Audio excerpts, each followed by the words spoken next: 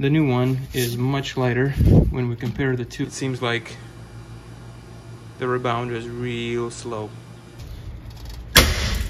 Okay, definitely sounded like I broke something.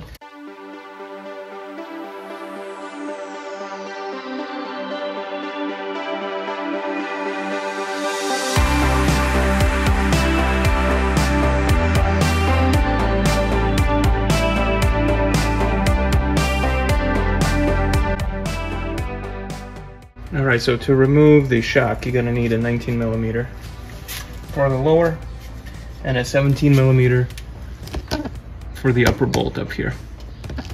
So I have my 19mm on the nut, and then we'll do the old breaker bar here.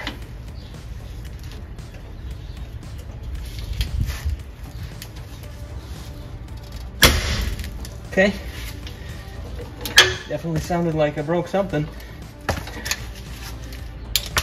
I think we broke her loose. Another way to do it would be to use an impact. In other words, say hello to my little friend.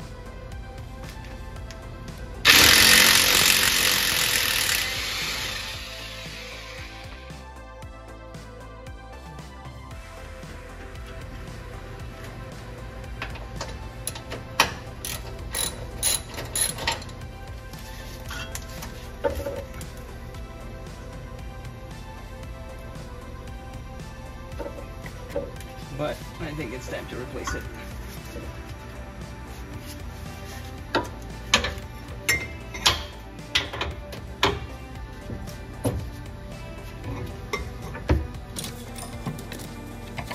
So here's the new shock, Bilstein, compared to the standard S model stock shock. Now, mind you, this shock is from a Frontier, so it is a bit taller. But as I'm doing a lift later on, this will work quite well. So here's the original shock. Let's compress it.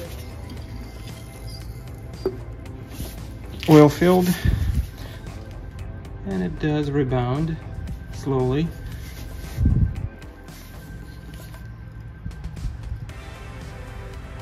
It's taken about 15 seconds or so for it to come out to the full extension.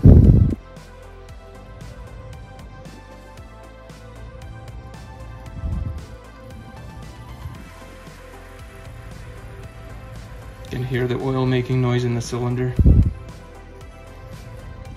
Alright, that's full extension. And then the new one is much lighter when we compare the two. This one heavier. Can you hear that? Pretty slushy in there. Of course, no sound from this one. Guess what? Because these are gas filled. So, and trying to compress this one, easily compressible, and a much quicker rebound. Boom! It's out probably in under 5 seconds. So let's install this baby. Alright, so we're going to put a little lithium grease on the shaft here. Maybe not on the entire chassis here.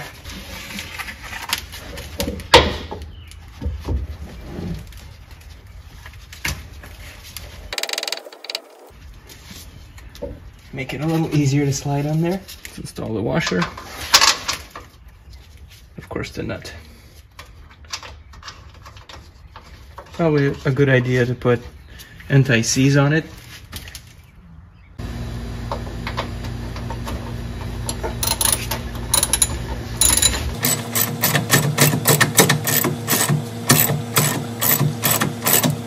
Of course, we won't tighten all the way to allow for a little bit of movement here.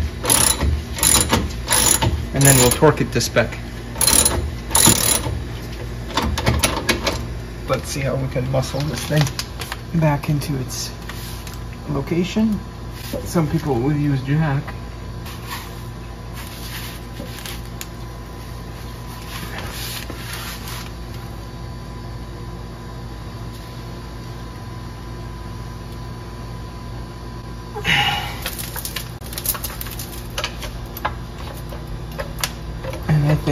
using a jack is a great idea.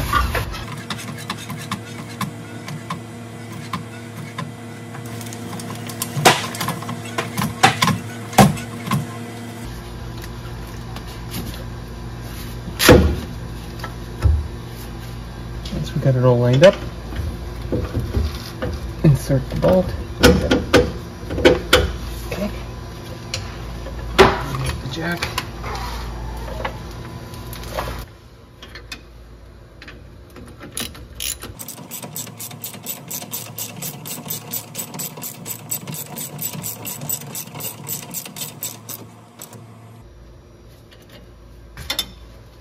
May give it a little lift tap.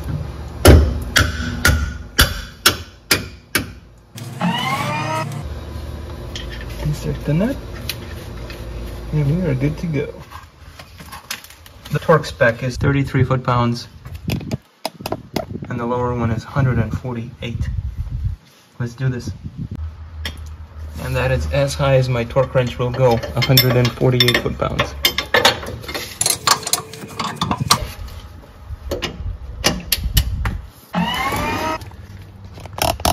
You gotta be an animal to get it up to 148 foot-pounds.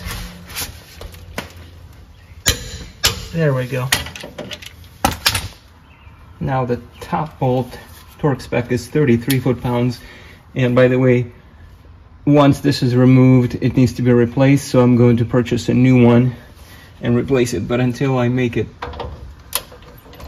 to the parts store, I'm going to tighten it to 33. There it is. 33 foot-pounds. One done, one more to go.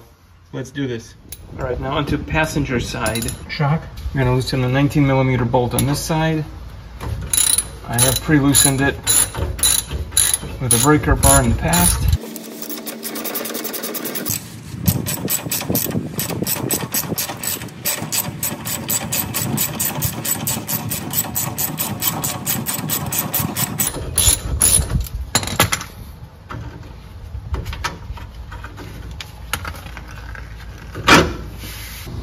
So now we're going to turn our attention to the upper shock bolt right now, and that's a 17mm.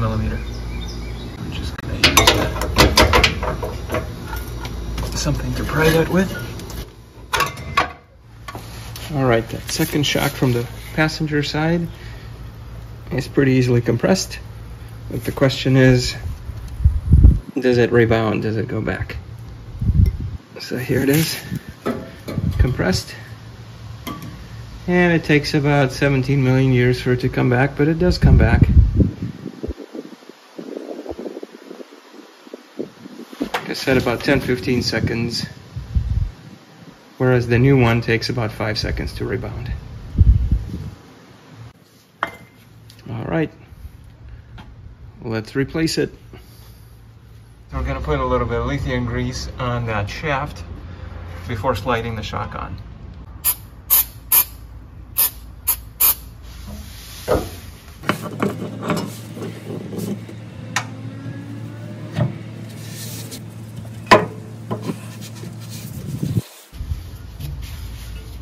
Okay, now I'll place the washer and replace the nut. So again, this one will need to be torqued to 33 foot-pounds, and ideally it needs to be replaced with a new one, which I'm going to do shortly after the holidays.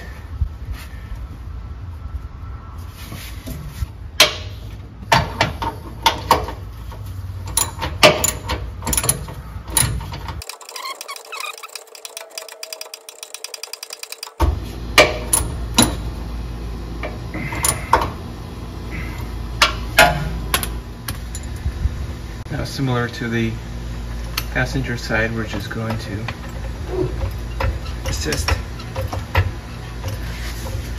bring up the shock to its proper position.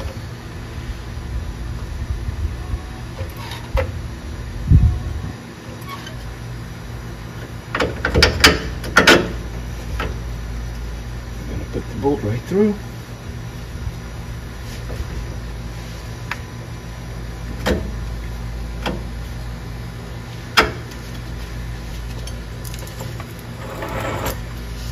nut back on. We're good to go. And that's going to be tightened to 144 foot-pounds. It's a lot of torque on this lower one. 33 on top, 148 actually to be exact, is the correct torque. Alright, 148 foot-pounds, here we go.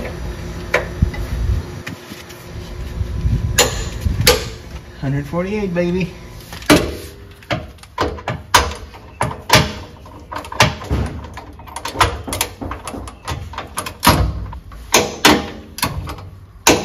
$33 foot-pounds.